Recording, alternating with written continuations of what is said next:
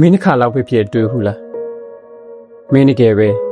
နောက်ကျကြံခဲ့ပြီလားနေ့တိုင်းဖုန်းလေးဖွင့်ကြည့်မိတာနဲ့တယောက်ကတော့ခရီးတွေသွားလို့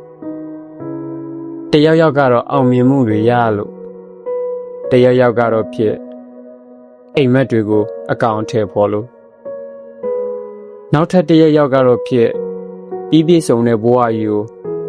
ပိုင်ဆိုင်ထားတယ်လို့မျိုးမြင်တွေ့နေရတတ်တယ်အဲ့ဒီလိုနဲ့တချင်းတော့ကိုတိုင်းတော့မသိလိုက်ပဲဖိအားတွေပေးပြီးတွန်းအားပေးလာမိတော့တာပဲလူတိုင်းရဲ့နောက်ွယ်မှာ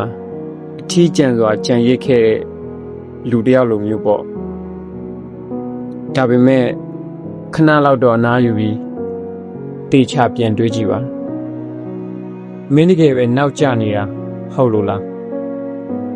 ဒါမှမဟုတ်တခြားသူတွေကသူတို့ဘဝရဲ့အကောင်းဆုံးအခိုက်အတန့်လေးတွေကိုပဲရွေးချယ်ပြသထားတာကို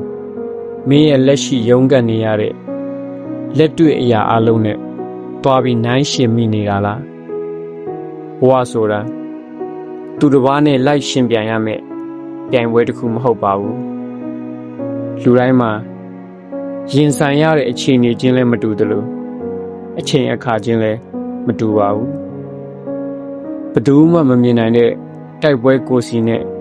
ရင်ဆိုင်ကြော်ဖြတ်နေရတာပါပဲပန်းနိုင်ကိုနောက်ကျမှရောက်သွားရတာကနာကျင်စရာမဟုတ်ပါဘူးတကယ်အစစ်မှန်နာကျင်စရာကတော့ငါတကယ်နောက်ကျသွားပြီလို့ကိုယ့်ဘာသာယုံကြည်လိုက်ပြီးရှေ့ဆက်6လမ်းဖို့ခြေလမ်းတွေကိုကိုယ့်ဘာသာရက်တန့်ပစ်လိုက်ခြင်းပဲဖြစ်ပါတယ်